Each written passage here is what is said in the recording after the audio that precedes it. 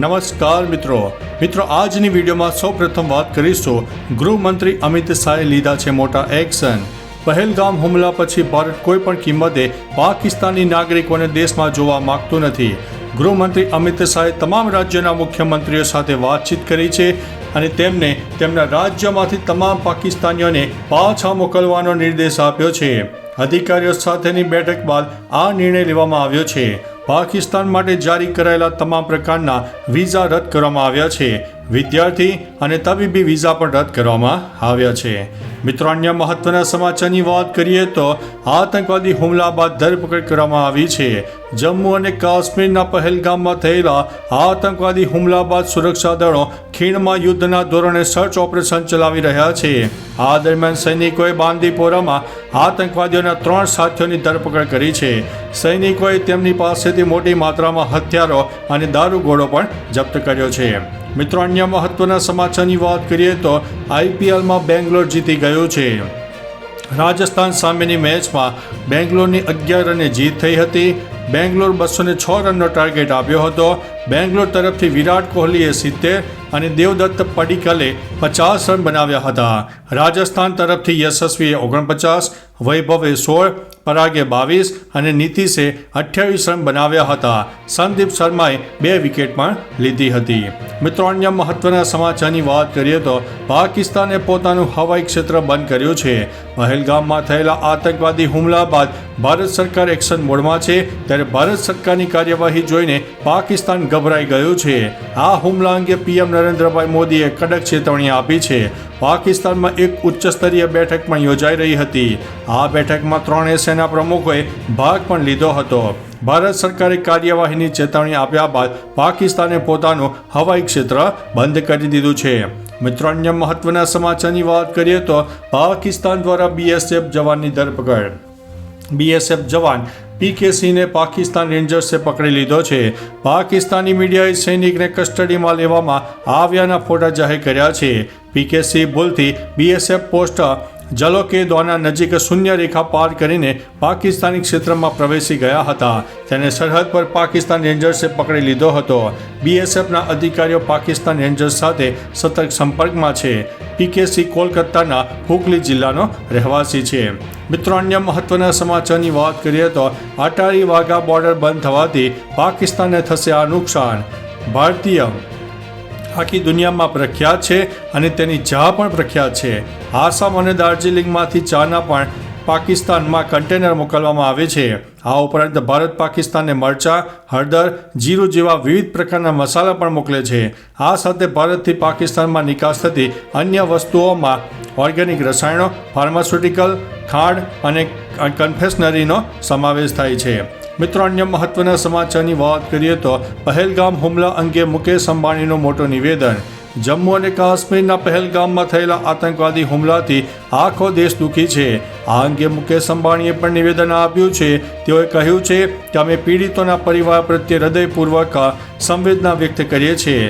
આ હુમલામાં ઘાયલ થયેલા તમામ લોકો ઝડપથી અને સંપૂર્ણ સ્વસ્થ થાય તેવી અમે પ્રાર્થના કરીએ છીએ।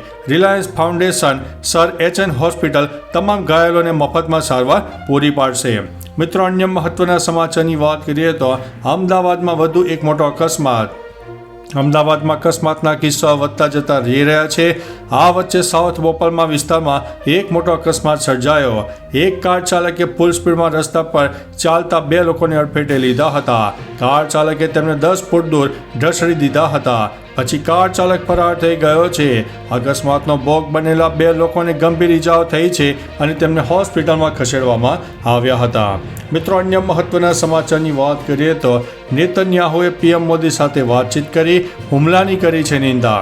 ઇઝરાયલના વડાપ્રધાન બેન્જામિન નેતન્યાહુએ વડાપ્રધાન નરેન્દ્રભાઈ મોદી સાથે ફોન ઉપર વાતચીત કરી। આ દરમિયાન ઇઝરાયેલી PM નેતન્યાહુએ પહેલગામ હુમલાની કડક નિંદા કરી અને કહ્યું, અમે ભારતના લોકો સાથે ઊભા છીએ। આ સાથે તેમણે પહેલગામ હુમલાના પીડિતો પ્રત્યે સંવેદના વ્યક્ત કરી હતી।